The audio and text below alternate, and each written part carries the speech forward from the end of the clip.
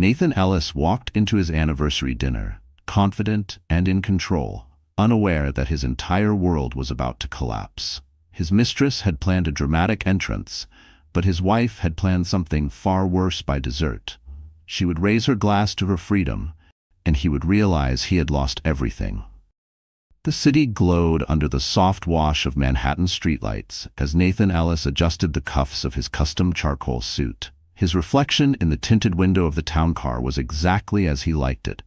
Composed, powerful, untouchable. He exhaled slowly before stepping onto the sidewalk where a valet hurried over. The young man barely dared to meet Nathan's eyes as he handed over the keys, murmuring a deferential, "Have a wonderful evening, Mr. Ellis."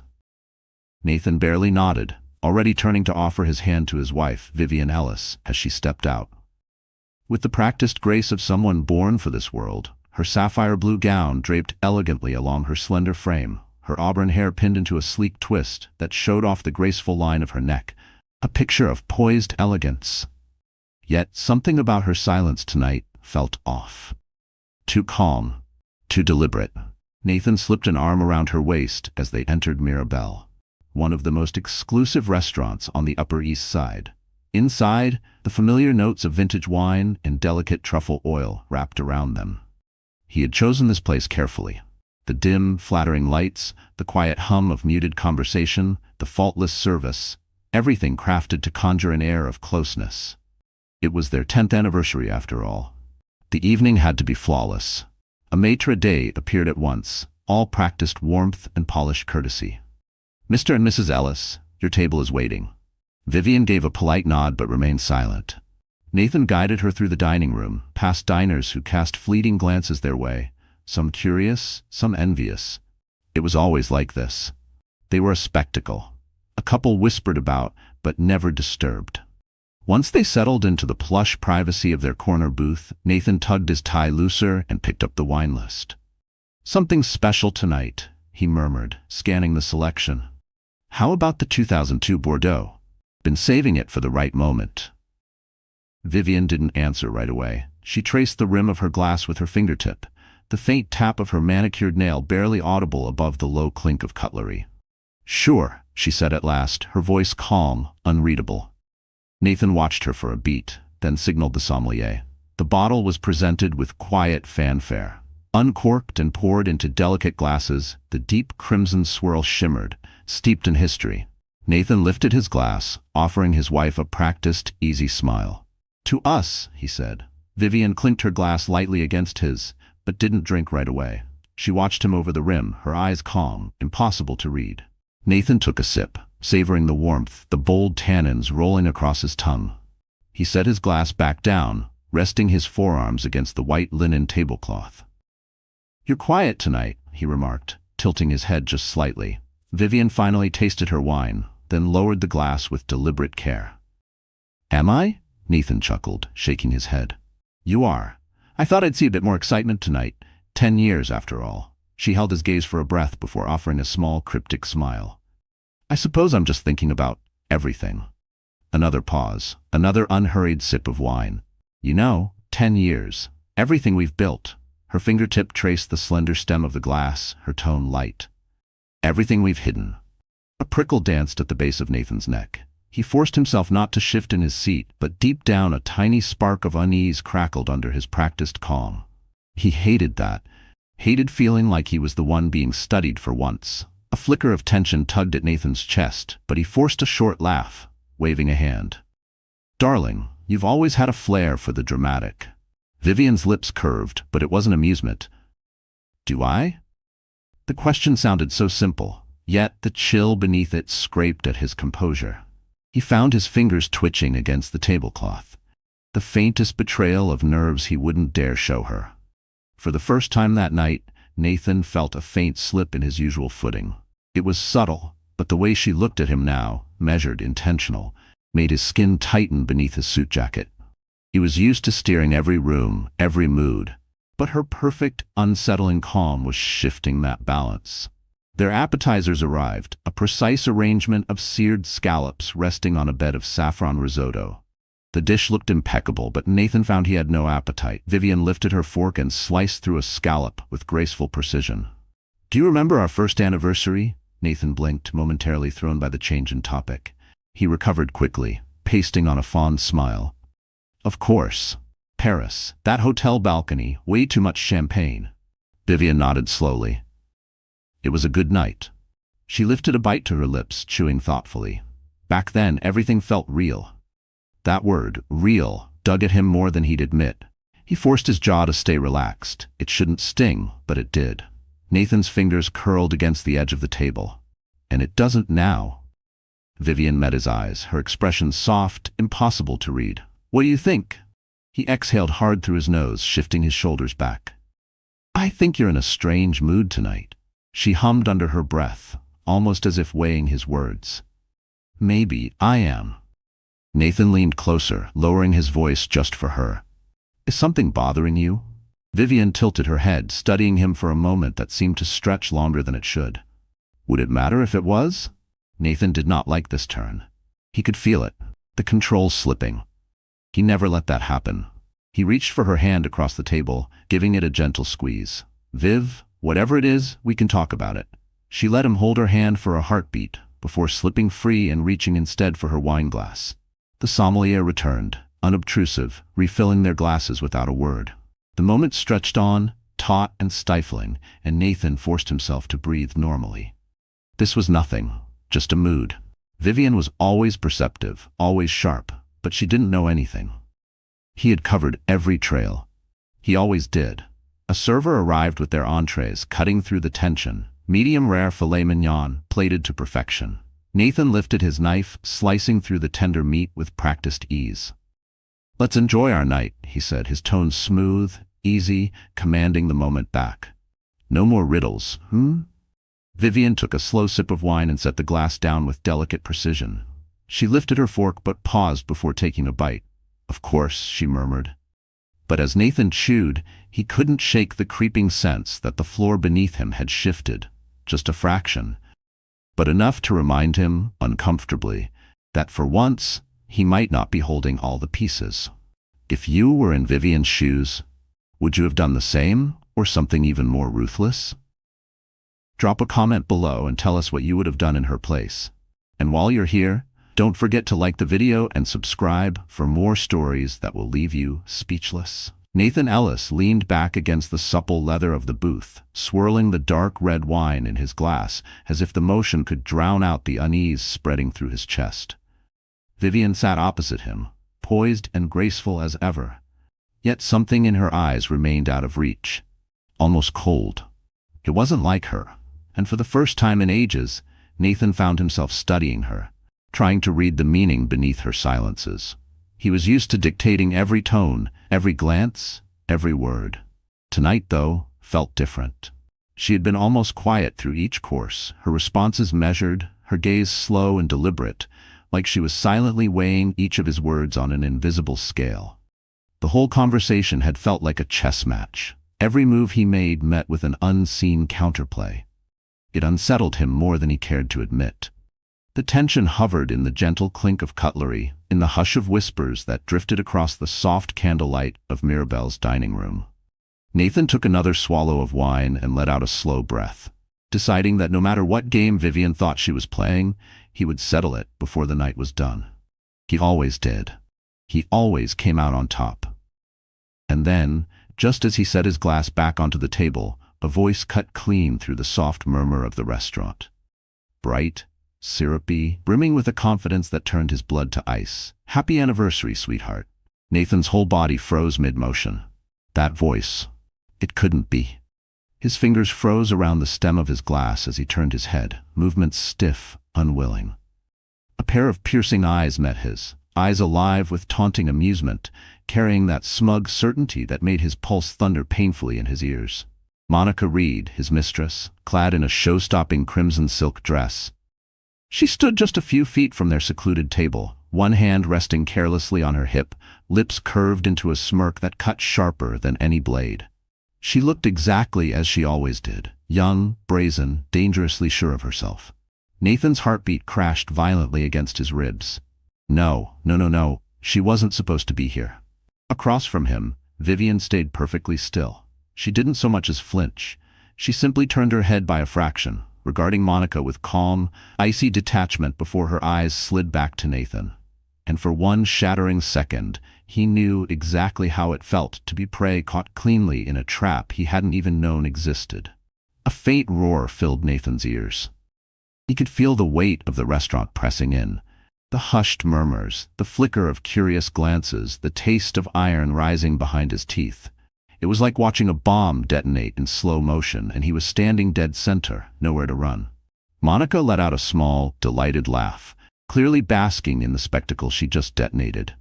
"Oh, don't pause on my account." She swept her gaze slowly over Nathan, then to Vivian, her voice dripping sweetness and venom all at once. "I was just passing by and thought it would be rude not to say hello." Nathan forced air into his lungs, fighting to rearrange his face into something casual, dismissive, anything but panicked. "Monica," he said smoothly, his tone a practiced mask even as his pulse skidded out of control. "What a surprise." She tilted her head to one side, dark hair cascading over her bare shoulder as she fixed him with a look that glittered with hidden triumph. "Is it?" Nathan's jaw tightened, a small twitch, but one Vivian would never miss. She didn't say a word. She didn't need to. She only watched him, her fingertips slowly circling the rim of her wine glass, the faintest curl tugging at the corners of her lips, as though this scene had been inevitable all along. Heat crawled up Nathan's neck despite the air conditioning humming gently above. He could feel the back of his shirt dampening under his suit jacket, the sickening realization that there was no plausible line to feed either woman that would fix this. He felt the room tilt around him, the illusion he'd crafted so meticulously, crumbling grain by grain. Monica slid smoothly into the booth beside him, her perfume a potent blend of jasmine and something sharper, something that made his head swim. She laid a hand over his forearm as if she owned the right, her nails dragging lightly over the fabric of his suit sleeve. "I was wondering when you planned to tell your beautiful wife about us," she purred, her voice dripping with mocking pity. "Or were you hoping to keep me your little secret forever?" Nathan exhaled through his nose, slow and controlled, his fingers curling into the table's edge beneath the immaculate linen. Inside his mind, every thought screamed at once. Damage control, excuses, anything to pull this back from the brink. His eyes flicked to Vivian again. She was still as marble, but something hidden in her look turned the pit of his stomach to ice. There was no shock, no outrage, no tears, just curiosity, as if she were observing a scene she'd already envisioned play out 100 times. Nathan felt the first sharp stab of genuine fear. Vivian lifted her wineglass, took a slow, measured sip, then finally spoke. "Well," she said, her voice as smooth as the vintage resting in her hand, "this is certainly unexpected." Monica smirked. "Is it?" Vivian set her glass back down, fingertips brushing the slender stem with delicate ease. "Oh, I don't know," she murmured, her tone like silk. "It almost feels inevitable." Nathan forgot how to breathe. What in God's name was happening? A pressure built behind his ribs, cold and tight, an unfamiliar tremor winding through the foundation he'd always trusted to hold. The walls of Mirabelle, once his fortress of polished charm and quiet intimidation, suddenly felt like thin glass. He saw it then, the tiny, telltale crack in Monica's armor. Her self-assurance flickered like a flame hit by a stray gust of wind. She had come here to break Vivian, to puncture the illusion of the flawless wife with a single, well-timed cut. But Vivian wasn't breaking. She wasn't even flinching. And that was starting to rattle Monica more than she'd anticipated. Caught dead center between them, Nathan could feel the power shifting and had no idea how to seize it back. Monica narrowed her eyes, tilting her head slightly at Vivian. "You're awfully calm for a woman who just found out her husband's been lying to her." Vivian's lips curled into a smile. Not forced, not showy, not the brittle grin of someone pretending to be fine.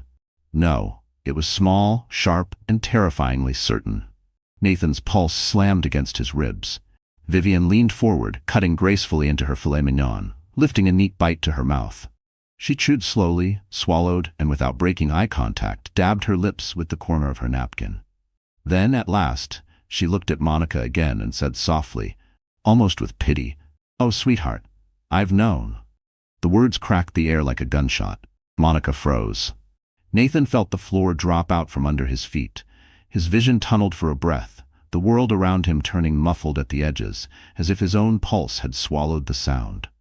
He would have paid anything in that instant to rewind this night, to undo whatever door he'd left unlocked for Vivian to find.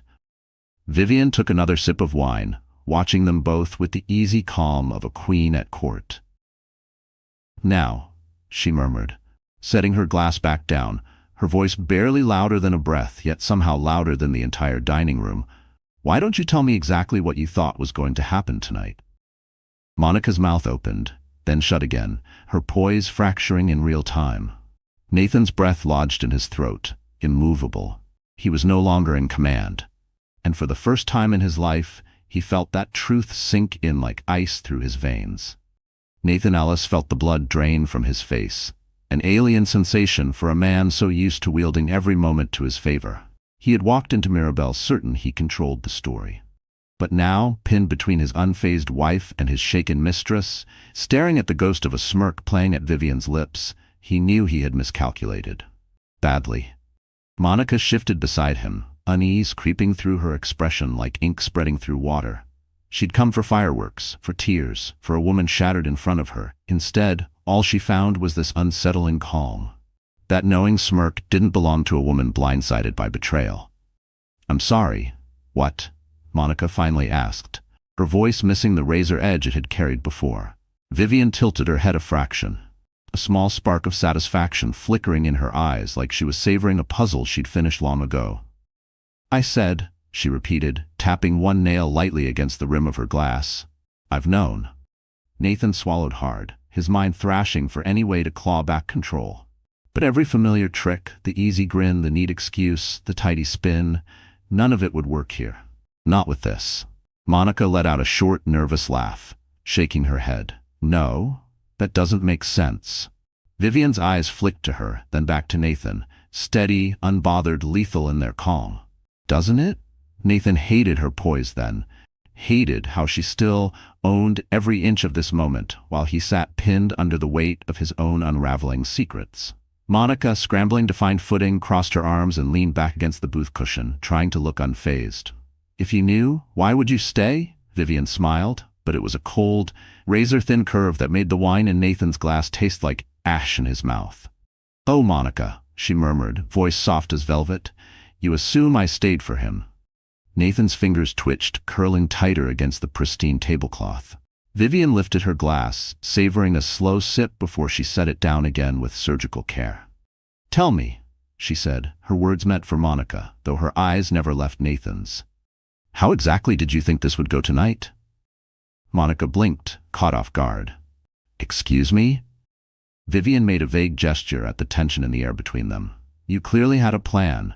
You didn't just wander in here by accident and spot us, did you?" She leaned in slightly, her tone dropping to something conspiratorial, intimate, the kind of voice that cracked secrets wide open. "What was your move? You thought I'd cry? Make a scene?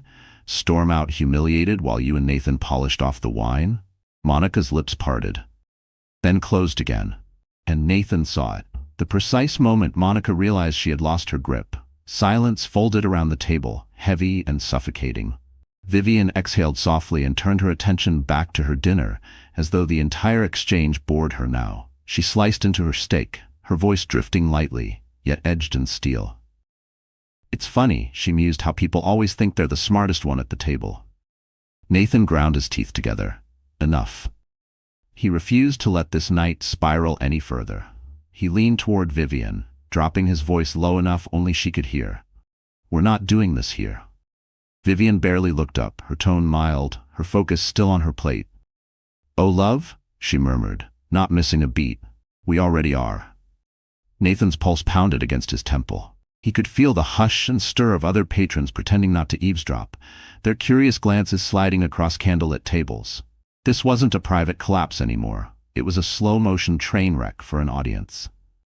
He turned stiffly toward Monica, willing his face into a mask of control, though inside, every piece of him was coming undone. "You need to leave," Nathan said under his breath, his tone low but firm, quiet enough not to draw more eyes than they already had. Monica scoffed, tossing her hair back with a humorless laugh. Are you serious right now? She gestured sharply toward Vivian. She just said she's known this whole damn time, and you're acting like I'm the problem? Nathan locked eyes with her, willing her to understand, to get up, to walk out before she did any more damage. Monica let out a sharp, bitter laugh, disbelief dripping from every word. Wow, I knew you were a liar, Nathan, but I didn't realize you were this pathetic. Vivian, thoroughly entertained, lifted her glass and took a slow, unbothered sip. Oh, I like her, she murmured softly, almost to herself. Nathan's jaw tightened painfully. Monica spun her frustration back to Vivian, her voice rising just enough to draw the curious tilt of a few heads nearby. You act like you're so in control, but look at you. You're still sitting right here, aren't you? Vivian tilted her head, the faintest ghost of sympathy flickering in her eyes. And yet, she said, her voice calm, you're the one who walked in here tonight, hoping for something else. You thought you'd win, didn't you? The words hit like a slap. Monica's face tightened, the first crack in her armor, the first glimpse of embarrassment, maybe even regret. She had come here certain of a victory, but instead she had been outmaneuvered before she'd opened her mouth. Nathan, desperate to end this before it twisted into something worse, slipped his wallet from his jacket and pulled out a sleek black card. He slid it across the table to her. Go, he said, voice low but unmistakable. And don't come back. Monica stared at the card, then up at him, her mouth curling in a scornful half-smile. You really think you can just buy me off? She asked. Nathan didn't answer. He didn't need to. Monica laughed once, the sound sharp and brittle. She picked up the card, turned it between her fingers, then flicked her eyes between him and Vivian. You know what's funny? She said quietly. You two deserve each other. She set the card back on the table, untouched. Then, without another word, she slid out of the booth. Her heels clicked like gunshots across the polished floor as she disappeared toward the exit. Nathan exhaled slowly, feeling his heartbeat thunder less violently, telling himself the worst was over. The restaurant's hum returned in small waves, hushed conversation, clinking glasses, the delicate shuffle of plates. For a moment, it almost felt normal again. Vivian reached for her wine, lifted it gracefully, took another measured sip, and set it down. Nathan turned to her, his hands pressing hard into the edge of the table. Are you going to tell me what the hell that was? Vivian smiled, but it never touched her eyes. She tipped her head, her tone a quiet dagger. Oh, Nathan, she murmured. You should be asking yourself that question. Something in her voice crawled beneath his skin like ice water.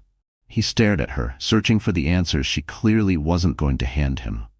But she'd already turned back to her dinner, cutting another perfect bite of steak, as if nothing had shattered right there between them. Nathan felt it then. A subtle shift in the air between them. Invisible, but irreversible.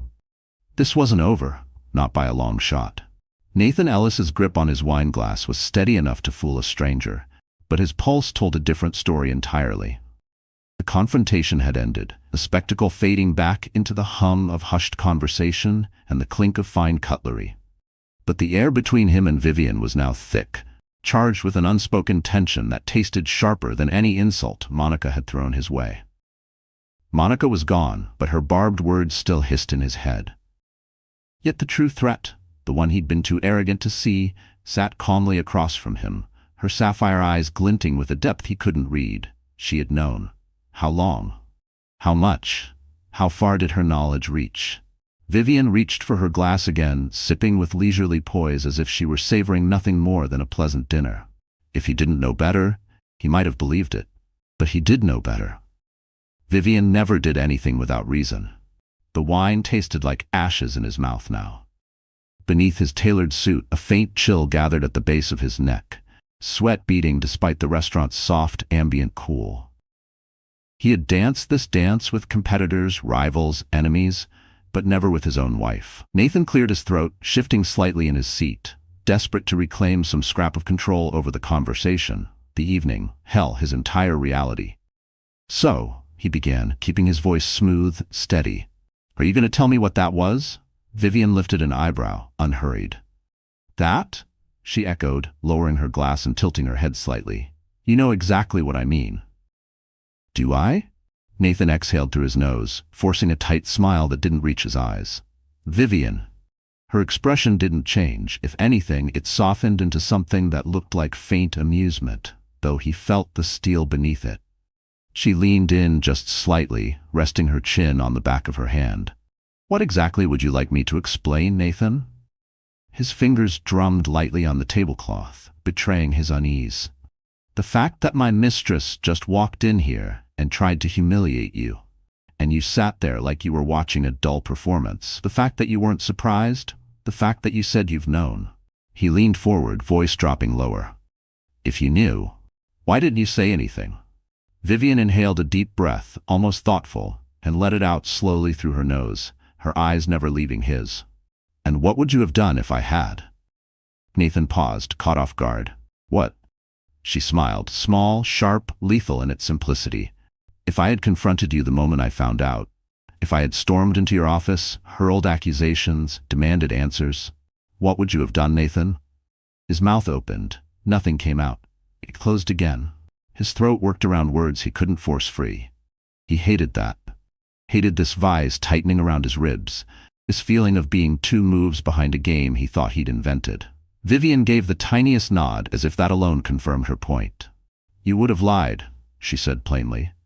"Or worse, you'd have turned it back on me, made me feel unstable, given me just enough truth to calm me down, just enough fake remorse to make me question myself.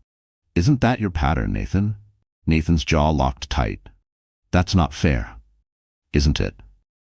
Vivian lifted her wine glass again, swirling it with infuriating calm, her dominance over the moment total and unchallenged. "You see, I didn't confront you because I wasn't interested in your rehearsed apologies. I wanted facts, not fairy tales." She set her glass down and leaned back, crossing one leg over the other, relaxed, confident, untouchable. "So I gathered them." Nathan felt the blood drain from his face, his hands curled into fists under the tablecloth, out of sight, his mind spiraling wildly through every lie, every hidden piece, every detail she might have found. She couldn't mean that. Vivian's lips curved ever so slightly. "Oh yes." Nathan's stomach cinched tight. This wasn't just about Monica. This wasn't just an affair. She knew something else, something deeper. Vivian reached for her fork, slicing off another small bite of steak, her voice light, almost idle. "Did you know, Nathan, that when you use an offshore account, you really should be very cautious about how you move your money?" Nathan went perfectly still. The ambient hum of the restaurant dulled to a low roar behind the pounding in his head. His mouth felt dry as ash. Vivian lifted her eyes, pinning him in place with that same patient, devastating certainty. "Of course you know that. You're a businessman, a brilliant one even. But the thing about brilliance—" She tilted her head, the barest flicker of amusement in her eyes. "It often breeds arrogance. And arrogance, as you know, is exactly how people get caught." He couldn't breathe. He sat motionless, hands flat on the linen, his expression carefully neutral, while inside, dread clawed at his ribs. She didn't just know about Monica. She knew about the accounts. Vivian took another small bite, chewing slowly, savoring the moment as if nothing at all was burning to ashes between them. "I'm sure you were very careful," she murmured, voice lilting. "You had the right people in place, the proper layers, the neat, plausible deniability." She tapped her nail against the rim of her glass, the sound infuriatingly soft. "But the thing about secrets, Nathan, is they only stay buried if no one's digging." Her eyes met his, unflinching. "And I was digging." Nathan's pulse roared in his ears. When he spoke, his voice rasped lower than he meant it to. "How?" Vivian's smile was slow and cutting. "Wouldn't you like to know?" Nathan's mind spun violently. This was no longer a petty skirmish over infidelity. This was a full-blown war. She had been watching him, tracking him, while he'd been blind, foolish enough to believe she'd remain docile and trusting forever. That was the lie that had just destroyed him.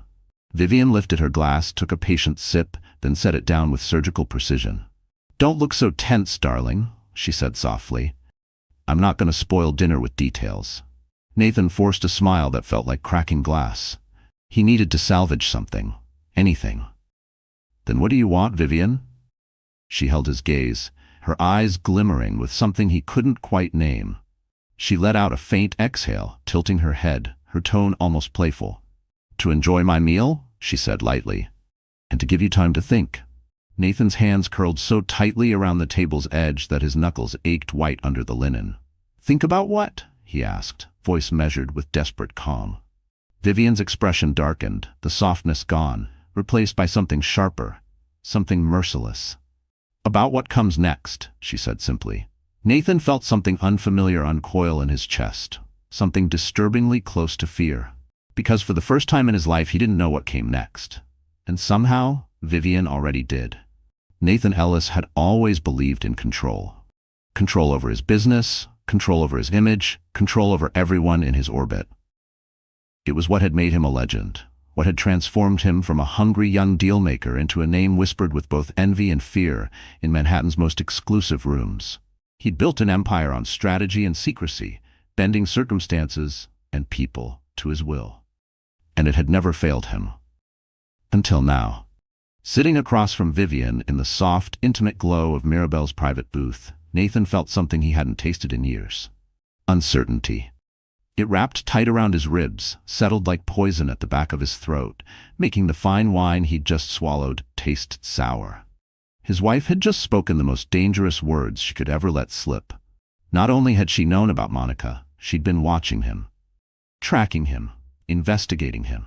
And that meant his meticulously hidden offshore accounts were no longer invisible.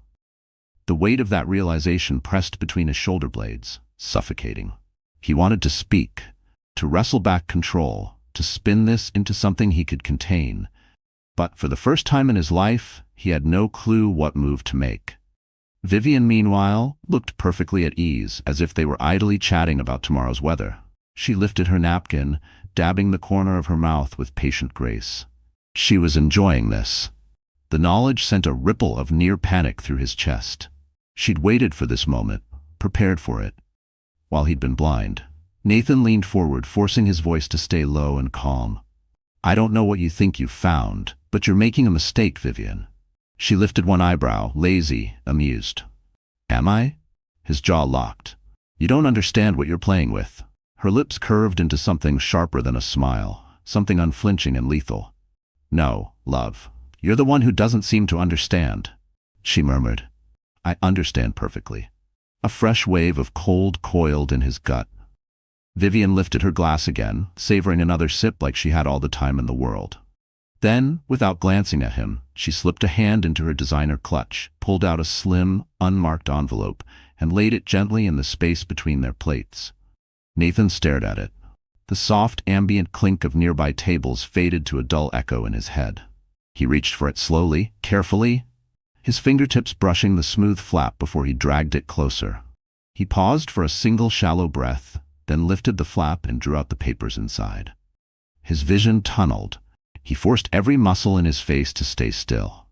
The neat stack in his hands laid out everything: detailed wire transfers, Shell Corporation charters, offshore deposit records, a flawless, damning trail that ripped every secret from his shadows. Proof of everything he had worked so ruthlessly to bury. His entire financial empire, exposed in cold, undeniable black and white. Nathan flipped through the pages, each line a nail in the coffin he'd built himself. His heart slammed against his ribs. His throat turned to dust. His mind shrieked at him to find an exit. Any exit. But there was none. This was checkmate. Vivian watched him, head tilted slightly, studying him like he was some intriguing specimen under glass. When he finally managed to speak, his voice was tighter than he meant, and he hated that she could hear it. Vivian let out a soft sigh, shaking her head in mocking disappointment. "Oh, Nathan, did you really think you were the only one who knew how to play this game?" He ground his teeth, forcing himself to breathe, to focus, to claw back a shred of control. "You have no idea what you've done." She lifted her wine glass, swirling the deep red liquid lazily, calm as ever. "I think I do." Nathan's fingers tightened into fists around the damning pages, the weight of them pressing into his bones. "What do you want, Vivian?" She leaned forward slightly, and for the first time that night, the teasing edge vanished. Her expression turned cold. "Final. I already took care of it." The words slammed into him like a punch to the chest. His lungs seized, his vision narrowed. One savage thought cut through the fog. No, she couldn't. "What do you mean?" he rasped. Vivian gave him a long, deliberate look. One that told him clear as day it was already far too late. "I mean," she said softly, voice sharp as a blade, "that by now those accounts don't belong to you anymore." Nathan's entire body tensed, rigid with disbelief. She couldn't. She wouldn't. Panic clawed at the walls of his chest. His mind scrambled through passwords, offshore aliases, hidden trust funds, all of it slipping through his fingers like sand. His mouth felt dry as bone. Vivian tilted her head, watching him with unsettling calm, as if she could see each frantic calculation behind his eyes. "You always did love the illusion of power," she murmured. "The feeling of being untouchable. But darling, you forgot the one truth that matters. Power isn't about what you own. It's about what you can take away." Nathan's chest burned under the weight of her words. This couldn't be happening. It couldn't be real. His thoughts raced, clashing, hunting for an undo button, a reversal, anything to claw back what she'd stolen. But as he stared at the woman he'd underestimated for so long, he felt something chilling settle in his bones. He had always believed there was no lock he couldn't pick, no trap he couldn't slip, until tonight. And tonight, she'd proven him wrong in front of no one and everyone, all at once. He had lost long before he even realized there was a game. Vivian exhaled quietly, pushing back her chair. She picked up her clutch, rising with that same unbothered elegance that now tasted to him like poison. "I'd love to stay and watch you process this," she said lightly, as if they were exchanging pleasantries. "But I think I'll leave you to enjoy your dinner." Nathan's hands clamped around the edge of the table, knuckles bone white. "Vivian?" His voice came out low, coiled, dangerous. She smiled, small, maddeningly patient. "I'll see you at home, darling." And then, without another word, she turned and walked away, her heels clicking softly against the marble floor, her movements graceful, unstoppable, final. Nathan sat there, the damning documents trembling in his hands, the taste of defeat turning bitter on his tongue. And for the first time in his life, he understood something truly terrifying. He wasn't the predator. He was the prey now. Nathan sat frozen in the dim glow of Mirabelle's private booth. The weight of the documents in his hands heavier than any billion-dollar deal he'd ever signed. His mind spun wildly, choking on the truth of what had just happened. Vivian hadn't just humiliated him in front of his mistress. She'd gutted him to the bone, stripping away not just his pride in this glittering room, but the very foundation of his wealth, the empire that had built the legend of Nathan Ellis. And she'd done it so cleanly he hadn't even noticed until it was far too late. Shock still numbed his tongue, but rage was beginning to seep through the cracks. His fingers curled hard around the damning pages, his jaw flexed painfully tight. He had to fix this. He would fix this. This wasn't over. It couldn't be over. He was Nathan Ellis, and men like him didn't lose. But the evidence trembled in his grip, undeniable in its precision, so perfectly laid out that only a fool could pretend otherwise. She had been planning this for months, maybe longer, stalking every move he'd made while he'd drunk his own Kool-Aid about being untouchable. The faint click of a glass set down snapped him back. His head jerked up, and only then did he register that Monica was still there, perched at the edge of the booth, staring at him with wide, rattled eyes. Unlike Vivian, who had left with the world in the palm of her hand, Monica looked shaken, lost. "Well," she said finally, her voice thin as she broke the thick silence. "That did not go the way I pictured." Nathan let out a sharp exhale, raking a hand through his hair. He wanted to unleash the roiling fury inside him at her, to blame her for showing up, for kicking down a door she had no right to open. But deep down, he knew this wasn't her doing. Not really. Vivian had already beaten him before Monica ever strutted through Mirabelle's entrance. Monica leaned closer, her voice dropping low, her eyes searching his face for something. An explanation. Maybe a sliver of reassurance that she hadn't just backed the wrong man. "What the hell just happened, Nathan?" Nathan dragged in a breath, tamping down the tremor in it, forcing himself to sound steady, even as the ground beneath him felt like quicksand. "You just watched my wife," he said hoarsely, "destroy me." The words tasted like ash. Monica's brow creased as she darted a glance at the papers clenched in his fists. "I don't get it. What is all that?" Nathan let out a hollow laugh, a sound stripped of any real amusement. "It's everything." Monica's expression darkened at that, not with pity, but with a bitter flicker of envy and defeat. She had wanted to ruin Vivian tonight, to rip away the prim, perfect wife mask and take her place. But instead, she'd watched Vivian walk out untouchable, stronger than ever, and she hated it. Monica shifted restlessly in her seat, the uncomfortable truth settling heavy between them. Her fingers drummed nervously against the edge of the table. "She played you, Nathan." Nathan lifted his eyes to hers, his expression carved from stone. "You think I don't know that?" Monica swallowed, leaning in a fraction closer.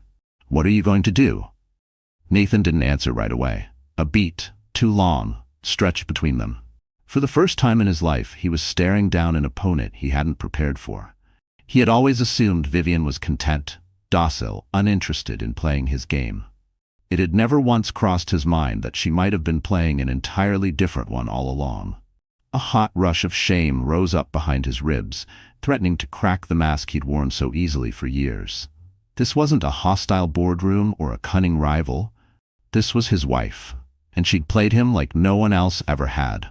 Monica narrowed her eyes, studying him like she was seeing him clearly for the first time. "You don't have a plan," she said flatly. Nathan exhaled sharply, the truth of it scraping raw inside him. He hated the taste of it. Monica pressed her lips into a hard line, then gave a short, bitter laugh. "Unbelievable. I should have known." His shoulders stiffened. "What's that supposed to mean?"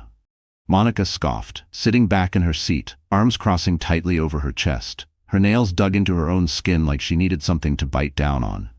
"You think I didn't have my doubts about this? You think I didn't wonder if your wife was really as clueless as you always said?" She let out a shaky breath, her eyes flashing with frustration. "But no, you kept saying she wouldn't suspect a thing, that she was too busy being your pretty little perfect wife. And I believed you." Nathan's jaw flexed. She was playing the perfect wife. Monica shot him a cutting look. "No, Nathan, she was playing you." His fingers twitched against the damning stack of paper in his grip, the pages crumpling at the corners. Anger sparked under his skin, hotter than the humiliation, sharper than the shock. For a breath, he wanted to slam his fist through the table, to break something, anything, just to drown out that sharp, mocking echo in his mind. She won. But all he could do was sit there and let the rage chew holes through his pride. Monica shook her head again, her voice low, almost amazed. "God, she really flipped this whole thing on you." Nathan's nostrils flared. He tried to hold on to something, anything, that might let him claw this back, but reality hammered against his ribs harder than he could fight it.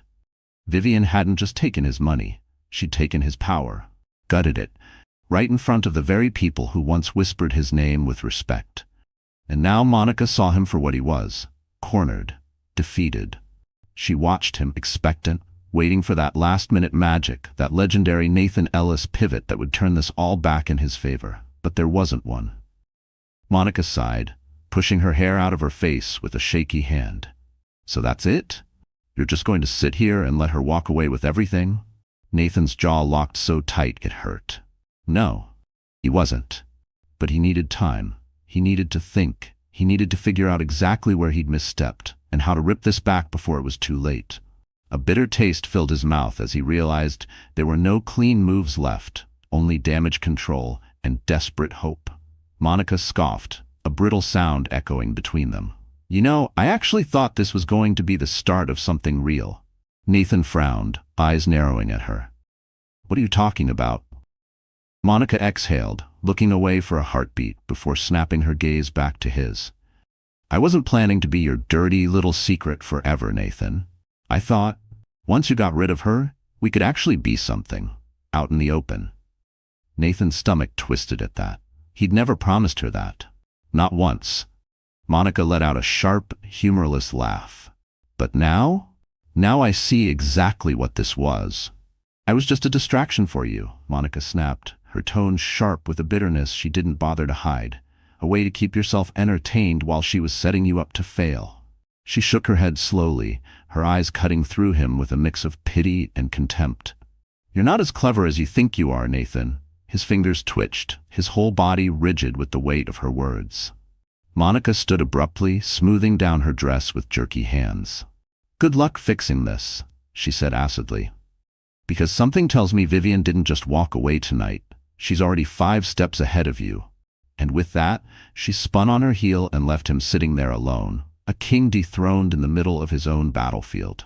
Nathan clenched his jaw so hard it ached, his mind a hurricane of rage and humiliation. Vivian had humiliated him, cut him down more skillfully than anyone had ever dared. But this wasn't the end. It couldn't be. Because if there was one thing Nathan Ellis knew how to do, it was claw his way back from the edge. And he sure as hell wasn't going to let Vivian be the one who finally buried him. Nathan Ellis sat motionless in the back seat of his black town car, his fingers clamped around the leather so tightly his knuckles burned. Outside, the city lights smeared past the tinted windows in bright, mocking streaks. But he barely registered them. His thoughts chased themselves in circles, replaying every second of the night, every moment he should have seen, every mistake that had brought him here. Vivian had outflanked him at every turn, stripped him of everything he'd built and done it all with the calm precision of a surgeon. His phone vibrated in his pocket. The sudden buzz snapped him from the spiral. He yanked it out, half expecting to see a message from one of his lawyers, or maybe an urgent notification from his bank telling him this was salvageable. But the name on the screen made his pulse jump. Jack Sullivan. Nathan hesitated for the briefest moment before answering. Jack had been more than an advisor. He'd been Nathan's quiet right hand for years. The man who knew where the bodies were buried and how to keep them there. If anyone could help him spin this back under control, it was Jack. He pressed the phone to his ear. "Tell me you have good news." Jack's breath hissed through the line.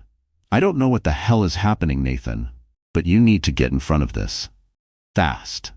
Nathan's stomach tightened into a hard, aching knot. "What are you talking about?" There was a pause on the line, the kind that felt like a warning siren in the silence. Finally, Jack's voice came back, low and tense. "There's chatter. Your name is floating around in circles it shouldn't be. Government chatter, Nathan. The feds. People are whispering about offshore accounts, wire fraud, tax evasion." Nathan's grip on the phone squeezed so tight his fingers ached. No, she wouldn't." His voice cut colder than he meant, but a sliver of dread wormed under it, undeniable. "Would she?" Jack's laugh came through the line, humorless, sharp. "You really want to bet on that? Because from where I'm standing, it looks like she's already gutted you financially. If she decides to twist the knife a little deeper, you won't be fighting for your fortune. You'll be fighting to stay out of a prison cell." Nathan felt the blood drain from his face. Prison. The word thundered through his skull like a gunshot. He'd built his empire methodically, layered every risky deal with enough plausible deniability to stay untouchable, made sure every offshore account was insulated, invisible behind walls of paper. But Vivian had the keys. She had the documents. She'd done what no one else had ever dared, cracked the armor he thought was impenetrable. A sick heat climbed his throat. The seat beneath him might as well have been made of ice. The city lights beyond the tinted window blurred, meaningless against the rising roar in his ears. His fingers dug hard into his temple, forcing himself to think through the panic. "What do I do?" Jack didn't answer right away. When he did, his tone was clipped, urgent. "You need to move faster than she does. Get to your lawyers. Lock down what you can, now, before she hands the rest over." Nathan nodded reflexively. Even though Jack couldn't see him, his mind was already racing, calculating the next counterplay. "I'll handle it." He ended the call before Jack could say anything else. He stared out the tinted window at the glittering Manhattan skyline, towers of steel and glass that had once felt like they belonged to him. Now, for the first time, they looked fragile. The car eased to a stop in front of his building, a sleek, modern high-rise that had symbolized his power for over a decade. He stepped out into the warm lobby lights like a man stepping onto a stage he no longer controlled. Each polished tile reflected back a version of him he didn't quite trust anymore.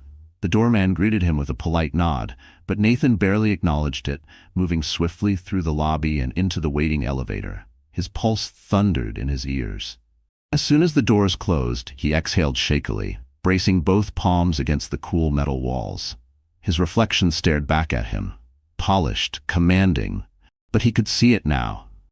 The cracks. The elevator glided upward in silence. The moment the doors slid open to his penthouse, he knew. Something was wrong. Vivian was standing by the floor-to-ceiling windows, Manhattan glittering behind her. A glass of red wine rested in her hand. She'd changed out of her evening gown into tailored silk pants and a crisp blouse, deceptively casual, but there was nothing casual about the way she looked at him. Like she'd already won. Nathan stepped inside, his pulse pounding so hard he could taste it. "You've made your point, Vivian?" She tilted her head slightly, taking an unhurried sip of wine. "Have I?" His fists balled tight at his sides. "You've taken my accounts, my money. That's enough." Vivian let out a quiet hum, setting her glass down on the sleek marble countertop. Was it? Something in her tone iced through his veins. Then his phone vibrated again. He glanced down, expecting another call from Jack. But what flashed across the screen turned his breath to stone. Breaking news. Ellis Holdings faces federal investigation for financial misconduct. His entire body went rigid. Across the room, Vivian picked up her phone, tapped her screen with serene precision, and tossed it onto the couch without so much as flinching. "It's already everywhere, Nathan. Your name, your accounts, every shady transfer you thought no one would ever see. I told you, you were arrogant. And now the entire world knows it too." Nathan's vision darkened at the edges. "No," he murmured, shaking his head hard. "No, you don't understand what you've done." Vivian lifted an eyebrow, calm as ever. "Oh, I understand perfectly." He took a step toward her, chest rising and falling with fury he could barely keep contained. "You think this is just about money? You think you've won because you drained my accounts?" His voice dropped, low and lethal. "You have no idea what comes next." Vivian didn't flinch. She didn't so much as blink. She simply reached into her pocket and pulled out another slim envelope. Nathan stared at it, his breath ragged. "I've already filed for divorce," she said, her tone smooth, steady, untouched by the storm raging a foot away. Before he could snarl out a threat, she stepped forward, pressing the envelope firmly to his chest. "And before you start throwing around your usual threats, let's be clear about something," she went on, her voice razor-sharp. "Every asset we ever shared, already transferred. Every loophole you could have twisted to squeeze me in court, already locked. The lawyers have been working on this for months." She smiled then, a smile with no warmth, only the edge of victory. "And those secret offshore accounts you thought were untouchable? Already seized." Nathan's heartbeat roared like an avalanche in his ears. Vivian leaned in, her voice soft enough that only he could hear it, which made every syllable cut deeper. "You always thought you were playing the long game, Nathan." She paused, eyes gleaming with cold, merciless triumph. "But you forgot one thing." He swallowed hard, words stuck in his throat. Vivian's smile widened just a fraction, wicked and calm. "I was playing it longer." Nathan's breathing turned shallow, the world narrowing to a tunnel of noise and flashing headlines. Vivian turned her back to him, lifting her glass again and gazing out at the sprawling city skyline, as if she hadn't just dismantled the man behind her, piece by piece. Nathan stumbled back a step, mind blank, body frozen. For the first time in his life, he wasn't just losing, he was already lost. Nathan stood alone in his penthouse, the walls pressing in from every side. The breaking news alert on his phone kept pulsing like a death knell. Ellis Holdings, federal probe into fraud and corruption. His name, once a symbol of ruthless success, now dragged through every headline, synonymous with scandal. His empire, the monument he'd sacrificed everything to build, was disintegrating in real time. Offshore accounts seized, company in the crosshairs of federal prosecutors. And Vivian, calm, flawless Vivian, had orchestrated every move like a grandmaster. She hadn't just ruined him, she had spent years planning how to end him. The thought twisted Nathan's gut into a hard, sick knot. Had he really been so blind? Vivian stood near the massive window, her face unreadable, a ghost outlined by the glittering city lights. The same city that had once bowed to his will, now turning its back on him. She swirled the wine in her glass, taking her time, perfectly aware that she held every ounce of power left in this room. Behind his ribs, a bitter thrum of disbelief and fury coiled tighter with every tick of silence between them. He wanted to roar at her, to break this glass palace she'd built out of his secrets. But the weight in his chest was too heavy to move. Nathan clenched his jaw, forcing himself to shove past the raw shock, past the suffocating panic, past the brutal taste of failure thick on his tongue. He was not a man who went down without a fight. He had clawed his way up from nothing, outwitted more enemies than he could remember, owned every room he walked into. This would not be the end. When he spoke, his voice was low, lethal. "You did all this? Just for revenge?" Vivian turned her head slightly, one brow arching in mild amusement at the simplicity of the question. "Revenge?" She took a sip of her wine, exhaled softly, then shook her head. "No, Nathan, this wasn't about revenge." Nathan let out a sharp, humorless laugh, bitter as bile. "Oh, right. Justice. You call this justice?" He gestured violently toward the divorce papers she'd pressed to his chest, the headline still flashing on his phone, the empire she had gutted from the inside out. Vivian set her glass down with delicate precision, then turned to face him fully. For the first time that night, fire burned bright in her eyes. "Do you know what the difference between us has always been?" she asked, her tone calm but edged with something that sliced straight through him. Nathan said nothing, so she stepped closer, closing the space between them like a closing trap. "You destroy people because it entertains you, because power to you has always been a game." Her words struck hard, her voice unwavering. "You take, you manipulate, you push people into corners, and you never once paused to think about the consequences." Each word lodged under his skin like a barb. His breath hitched in his throat, but he forced his face to remain carved in stone. He wouldn't let her see how deep she was cutting. Nathan scoffed, rolling his eyes with a bitter sneer. "Spare me the morality lecture, Vivian. You knew exactly who I was when you married me." Her lips twitched, but the shape that formed wasn't a smile. It was something darker. "Oh, I did. But did you ever stop to wonder why I married you?" The question slammed into him like a bullet. For the first time, he realized he didn't have an answer. Vivian exhaled softly, shaking her head in quiet pity. "You thought it was because of your money, because of your charm, because, like everyone else, I was just one more moth to your flame, dazzled by your world of wealth and power." She let out a small laugh, soft but edged with something that sent a chill down his spine. "You were so sure of your own importance, so certain I was just another pawn in your game. You never thought to ask why I stayed." Nathan's pulse thundered in his ears. Vivian stepped even closer, her voice dropping to a razor's whisper. "I stayed, Nathan?" Vivian's voice was steady, unhurried. "Because I was watching." He swallowed hard, his throat suddenly bone dry. She went on, each word an unflinching cut. "I watched you build your empire, watched you lie, cheat, and manipulate your way into boardrooms. I watched you steal companies right out from under men who trusted you. Watched you bury secrets so deep under layers of legal paper that you actually started to believe no one would ever find them." Her gaze darkened, cutting through him. "But most importantly, I watched what you did to my family." Nathan froze. The air in the penthouse shifted, heavy, suffocating. Each word sank into him like an anchor dragging him under. Vivian tilted her head, eyes narrowing in a way that made him feel laid bare. "Oh, you don't remember." His mind spun backward, clawing through a decade of ruthless deals, hostile takeovers, the wreckage left behind.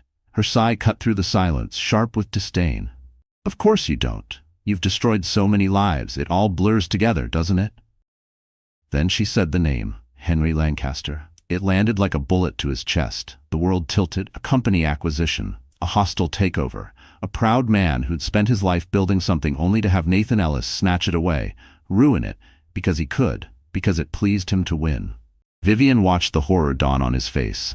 Her lips curved into a slow, razor-edged smile. "Ah, there it is." Nathan stumbled back a step, as if distance could lighten the weight of the truth crashing down on him. Her father, Henry Lancaster's daughter, the woman he'd let so close, trusted so deeply, believed so fully, had never really been his. She had been the storm waiting for the perfect moment to destroy him. "You married me, to destroy me," he rasped, his voice a ghost of itself. Vivian's smile didn't waver, didn't soften. "No, Nathan, I married you to undo what you did, to take back what you stole, to make sure you never did it to anyone else again." His mind reeled. This wasn't a petty betrayal. This wasn't an affair or a lover's grudge. This was a reckoning years in the making, forged long before she ever said "I do." Nathan staggered back, grabbing the edge of the table for balance as the brutal reality of her plan pinned him in place. Vivian stepped forward, closing the distance one last time. Her voice dipped to a lethal whisper. "I hope you enjoyed your game, Nathan." She breathed the words like a benediction. "Because this time, you were the one being played." And with that, she lifted her glass, took a slow, unbothered sip, and turned away, leaving him to drown in the wreckage he'd built with his own hands. Nathan's mind splintered with ragged thoughts, fragments of excuses and failed calculations swirling like debris in a storm. His body locked rigid, pulse pounding against his ribs like a war drum. He had spent years convincing himself he was untouchable, that no rival, no competitor, no one, not even his wife, could ever tear him from the throne he'd carved for himself. He had built it with his own hands, every deal, every hostile takeover, every calculated lie. And yet here he was, standing in the wreckage of his empire, while she quietly toasted to his downfall. Vivian still held her wine glass, the deep red liquid swirling lazily as she watched him. The look in her eyes wasn't cruel or vindictive. It was calm, settled, the gaze of someone who had already stepped beyond the past, while he was still reeling, trying to comprehend that it had all fallen apart. "To new beginnings," she murmured, the words floating between them like a soft, final blade. Nathan's throat felt scraped raw. His muscles locked tight, as if his body refused to believe what his mind already knew. He wanted to fight, to rage, to tear apart these walls, to prove he could still claw this back, that Nathan Ellis never lost. But there were no moves left to make. She had seen to that. Vivian took a sip of her wine, unhurried, deliberate. The air between them vibrated with everything they'd never said. The woman he'd once thought of as decoration, a quiet adornment to the life he controlled, had dismantled him from the inside out. He'd never seen her coming.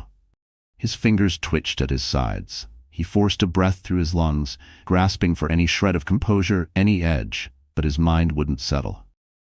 The evidence was airtight, the accounts stripped bare, the company unraveling under federal eyes. The same legal teams that used to jump at his command were now picking apart the knots he'd tied so skillfully. And Vivian, the woman he'd so arrogantly underestimated, had orchestrated every last piece of it. The thought alone scraped through his bones. He exhaled through his nose, jaw rigid. "You really think this is over?"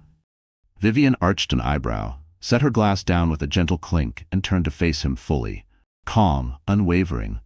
"It is over, Nathan." His pulse spiked, anger burning through the fog, reaching for anything to hold on to. "You think you can just walk away? That I'll stand here and do nothing while you tear down everything I built?" His voice dropped low, sharp, threatening. But even as the words formed, they tasted hollow. Vivian didn't so much as flinch. She met his threat with a steady look, exactly as he knew she would. "Destroy?" she repeated softly, head tilting slightly. "I didn't destroy anything, Nathan. You did that yourself." Vivian's voice was quiet, unshaken. "I just made sure the world saw it." Nathan's fingers curled into white-knuckled fists. His empire had been forged through precision, every risk calculated, every outcome premeditated, every angle covered. But Vivian had never been a variable in his math. He'd never once believed she could outmaneuver him, let alone dismantle him. Now he was the one searching the room for an escape route he knew didn't exist. A ragged breath forced its way from his chest. His eyes flicked toward the scattered documents on the coffee table, page after page detailing his ruin, undeniable proof that the power he'd spent his life collecting had been stripped from him piece by piece. His lawyers couldn't bury this. His money couldn't buy it away. The government was circling already, sharks scenting blood. And the one person who might once have shielded him had made certain he had nowhere left to run. She'd played the long game. He'd never stood a chance. Silence stretched between them, heavy, suffocating. Vivian waited. Her expression gave him nothing. Nathan forced a smirk, a pathetic, desperate mask meant to pretend he still had teeth to bare. "You think you're any different from me?" he asked, his voice calm despite the storm breaking him apart inside. "You think this was all for some noble crusade? You're just as ruthless as I am." Something flickered behind Vivian's eyes, not anger, not guilt, something colder. "I never claimed to be noble, Nathan," she said simply. The smirk slipped from his mouth before he could hold it. "I did what needed to be done," she went on, her tone even, merciless. "And the difference between us? I'm not the one drowning." Nathan's chest tightened painfully. Her words hit him like a steel blade driven straight through his ribs. Vivian exhaled softly and lifted her wine glass once more, her fingers delicate around the fragile stem. You built this empire believing you were untouchable, that you could take and never answer for it. But power doesn't work that way, Nathan. She swirled the wine, watching the liquid catch the light before letting her gaze pin him in place one last time. It never lasts forever. Nathan's hands trembled. His entire body felt stretched thin, a wire ready to snap under its own tension. His mind raced frantically for any card left to play, any hidden blade. But there was nothing. Vivian raised her glass a final inch, a slow, knowing smile curling at the corners of her mouth. "So here's to your legacy," she murmured. "May it rest in peace." Nathan's vision blurred at the edges. Rage, humiliation, and something darker, something like fear, burned through him like acid. Vivian took her last sip, savoring it as if he were no longer even worth her attention. She set the empty glass down with a soft, final clink against the marble counter. Then, without another word, she turned and walked away, disappearing down the hallway, her footsteps fading until the only thing left was silence. And Nathan stood there alone in the ruins of everything he'd ever built. Nathan's breath came shallow and strained, his mind spinning as the crushing weight of everything finally landed in full. For the first time in his life, he had lost. And for the first time in his life, he wasn't sure if he could ever claw his way back. He sat in the dim hush of his penthouse, elbows braced on his knees, fingers pressing hard against his temples as though he could squeeze out the noise. But the silence only grew thicker, wrapping around him like a steel cage he couldn't break. His empire gone, his power stripped away, his money seized before he'd even had a chance to put up a fight. Outside, the city carried on, oblivious. The skyline blinked like it always had, the soft hum of traffic drifting up through the glass walls, as if nothing had changed. But everything had changed. A bitter taste pooled at the back of his tongue, the familiar luxury of this place suddenly mocking him. Every polished surface, every expensive piece of art now looked like it belonged to a stranger, one who no longer existed. His phone vibrated on the table, the sudden buzz tearing through the suffocating stillness. He ignored it at first, clinging to the quiet like a last defense, but it kept pulsing, insistent, merciless. Another headline, another betrayal, another nail in the coffin of what used to be Nathan Ellis. With a sharp breath, he snatched it up. His pulse jumped when he saw the name, Jack Sullivan. He hesitated, then answered, his voice raw, scraped thin. "Tell me something I want to hear, Jack." A long, weary sigh filled the other end of the line. "I've got nothing, Nathan. It's bad. Really bad." Nathan closed his eyes, pinching the bridge of his nose until it hurt. "How bad?" Jack's tone dropped lower, careful, almost apologetic. "The feds are deep in it now. The accounts are frozen. SEC's on your neck, and the company's stock is tanking. Hard. Investors are pulling out faster than we can plug the leaks. Whatever Vivian handed over, it was more than enough to light this fuse." Nathan's grip locked around the phone, knuckles white. "There has to be a way to stop this." "There isn't." Jack's blunt tone cracked like a whip, "and you know it." The words hit him harder than any punch. A flash of rage flared up, white-hot and helpless, before fizzling out as quickly as it sparked. A sharp exhale rattled through Nathan's chest. Frustration boiled just beneath the suffocating dread. He had always found a way out. Always. Scandals, legal threats, whispers behind closed doors. He'd danced through them all and landed clean. But this wasn't just a scandal. It wasn't a setback. This was annihilation. His company was crumbling in real time, faster than he could calculate. His name, once spoken with a mix of fear and envy, now plastered across every breaking news banner, dissected by analysts like scavengers tearing at a carcass. "How much time do I have before they come for me?" he asked, his voice flat now, all edges, no warmth. Jack's silence stretched before he answered, soft but merciless. "Days at best, maybe less." Nathan exhaled, slow and jagged. It was over. He'd known it the moment Vivian slid that envelope across the table. But hearing it from Jack, hearing it in the voice of a man who had watched other giants crumble, made it more real than ever. "She really took everything," Nathan muttered to no one but himself. Jack's pause on the line said more than words. "Yeah, she did." Nathan let his head fall back against the couch, staring blankly at the ceiling high above him. The weight pressing into his chest wasn't just fury anymore. It was something deeper, older, something he hadn't let himself feel in years. Regret, helplessness, loss. Whatever it was, he hated it. "Do I have anything left?" he asked at last, his voice hoarse. Jack was silent for a long moment before letting out a quiet sigh. "A couple of assets, small ones. They haven't touched them yet, but they will. The houses, the cars, the overseas accounts, all frozen or flagged. And after today's headlines, nobody's gonna risk being in your corner, Nathan. Your name's toxic now." Nathan's jaw clenched, a muscle ticking in his cheek. "So that's it," he said flatly. "I'm just supposed to sit here and watch everything I built get torn apart." Jack's tone sharpened, losing its usual deference. "You don't have a choice. Vivian made sure of that." At the sound of her name, Vivian, his wife, his destroyer, something inside Nathan twisted painfully tight. Jack exhaled into the line.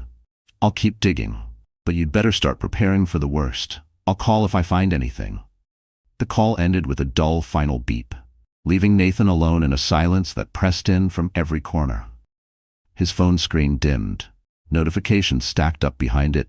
News alerts, panicked emails from investors, frantic messages from people who used to line up to shake his hand, but were now sprinting to wash his name off their reputation. He tossed the phone onto the coffee table with a sharp clatter. Leaning forward, he buried his face in his hands, elbows digging into his knees. Vivian hadn't just stripped him bare. She'd left him standing. That was the part that stung like acid. She'd made sure he'd still be here to watch every brick of his empire crumble. Slow enough that he felt every fracture in his bones. A shaky breath slipped from his chest, his mind looping around the same impossible question. What now? Every instinct in him howled to fight, to twist, manipulate, claw up through the ruins and build something new from the ashes. But with what? She'd cut off every resource before he'd even realized he was bleeding. His eyes lifted, scanning the vast penthouse. It felt bigger now, emptier. Once, this place had been a testament to his reach, his power. Now it was nothing but a gilded cage. He thought back to the look in Vivian's eyes before she turned and walked away.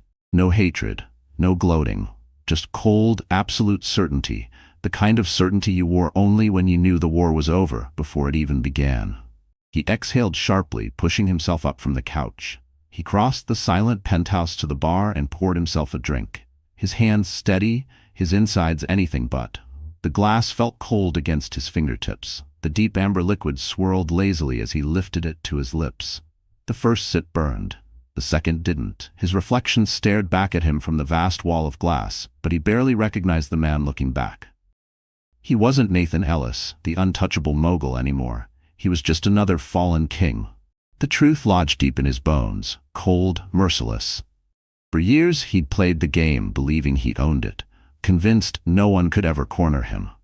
And yet, the woman he had trusted enough to share his bed had been the one to gut him clean. The echo of her voice threaded through the silence now, sharper than the liquor on his tongue.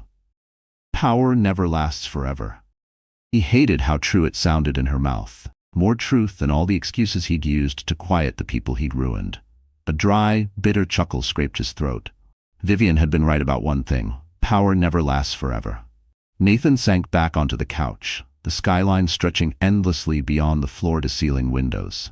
What used to be a crown at his feet now felt like a distant foreign kingdom. A world that no longer cared he'd once ruled it.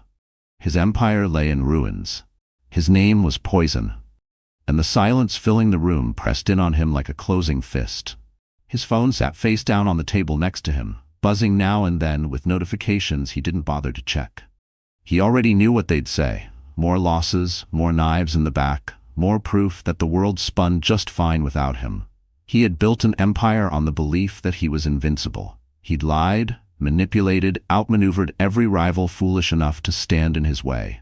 He had made gods out of his secrets and worshipped the idea that no one would ever tear him down. But he wasn't invincible. And Vivian had proved it. The thought crawled under his skin like ice. It hadn't been a rival or an enemy who unmade him. It was the woman who knew exactly where to cut the deepest, and did so without a flinch.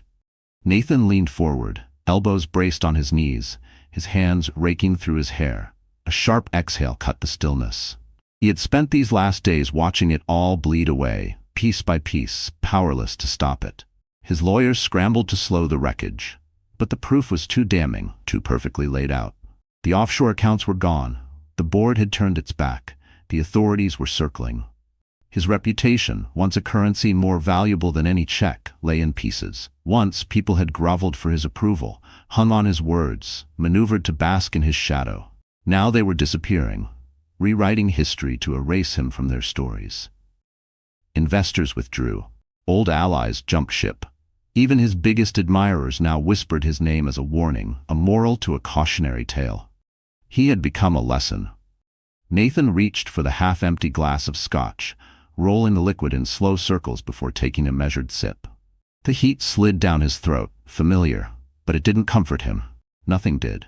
He stared at the reflection of the city in his glass, the towers burning bright against the dark sky. For years, he had looked down at this city and believed he owned it. Now, he was just another man looking up at a world that no longer cared who he was. A sharp buzz snapped him out of the fog. Nathan's eyes flicked to the phone on the table. Vivian.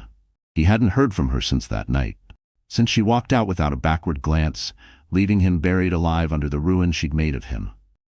His fingers hovered over the screen, hesitation catching in his chest. Then her message flashed across the locked screen. Check the news. A cold knot tightened in his gut. Before he could second-guess himself, his thumb unlocked the phone, opening the news app on autopilot. The top headline punched the air from his lungs. Vivian Lancaster acquires Ellis Holdings in unprecedented takeover. For a moment he just stared, unblinking, unbreathing, as if sheer disbelief could change the words on the screen. She hadn't just broken him. She had taken everything. His eyes flicked across the article in jagged, frantic jumps, his heart pounding in his throat. The takeover had been rapid, the legal signatures airtight. Too perfect, too precise. Which meant she hadn't improvised this. She'd planned it from the start. His company, the empire he'd built from nothing, brick by bloody brick, sacrificing anyone and anything to keep it standing, was hers now. The realization carved into his bones like ice. This had never been about revenge. This was a scalpel. He'd always assumed that once she ruined him, she'd vanish, satisfied to watch him rot alone. But he'd underestimated her again. She hadn't just wanted his money. She wanted his legacy. And she had it. His jaw locked so tight it hurt. His grip around the phone dug lines into his palm. In his mind he could still hear her voice, calm, measured, deadly, the night she slid that envelope across the table. You always thought you were playing the long game, Nathan. But you forgot one thing. I was playing it longer. He squeezed his eyes shut, exhaling a breath that rattled his chest. He had spent his whole life ensuring no one could ever get close enough to betray him, to break him. He'd kept the world at arm's length and believed it made him untouchable. And yet the woman he'd let closest, the woman he'd once dismissed as an ornament to his kingdom, had ripped that kingdom from beneath his feet. His chest constricted painfully as headline after headline scrolled across his screen, each one a fresh grave for his name. Vivian Lancaster reshapes industry after Ellis' collapse from scorned wife to powerhouse mogul. The woman who took down Nathan Ellis. That last one burned the deepest, because every word was true. He set the phone down with numb fingers, eyes fixed on the empty glass before him. She hadn't destroyed him out of spite. She'd done it because she could. And the world adored her for it. A dry, humorless laugh clawed out of his throat, more a ghost of breath than a sound. For years, he defined power as control over people, over deals, over fate itself. But Vivian had taken that control, turned it on him, and gutted him with it. She'd spent years waiting, watching, studying every move, and when the moment came, she'd made her play. And she had won. The last swallow of scotch burned a trail down his throat, but it did nothing to blunt the jagged truth lodged in his chest. This wasn't just the fall of an empire. It was the erasure of him. Nathan Ellis was no longer a man to be feared, no longer a king among mortals. He was a cautionary footnote in Vivian Lancaster's triumph, and that was the cruelest punishment of all. So the story is over, and our wonderful friends, are you still here with me at this hour? If you're still watching, then maybe something about this tale has stirred something deep inside you too. Tonight wasn't just about a man losing his empire or a wife exacting revenge. It was about a truth we often forget, that power built on secrets is always borrowed, and it can be taken back the moment someone braver, wiser, or more patient decides enough is enough. Nathan Ellis thought he could buy loyalty, hide betrayal behind luxury, and bury mistakes under wealth. But Vivian reminded us all that no lie stays hidden forever, and no crown sits secure if your kingdom is built on deceit. In the end, she didn't just break a man. She broke the illusion that we can hurt others without consequence. As the poet Rumi wrote, "The wound is the place where the light enters you." Maybe tonight you feel a wound too. A betrayal, a loss, a mistake you wish you could take back. But perhaps that pain is also where your light begins. We are not defined by how high we build our walls, but by what we choose to stand for when they fall. So if this story moved you, even a little, promise me something. Carry its lesson into your own life. Remember that real power is not what you own, but what you give, protect, and live honestly. And if you ever find yourself broken, remember, healing is stronger than pretending. If you're still here, please like this video, share it with someone who needs this reminder, and subscribe to our channel for more stories that dare to dig deeper. Thank you for being here, for feeling this with me. I can't wait to see you again in the next story. Good night, and take care of your own kingdom.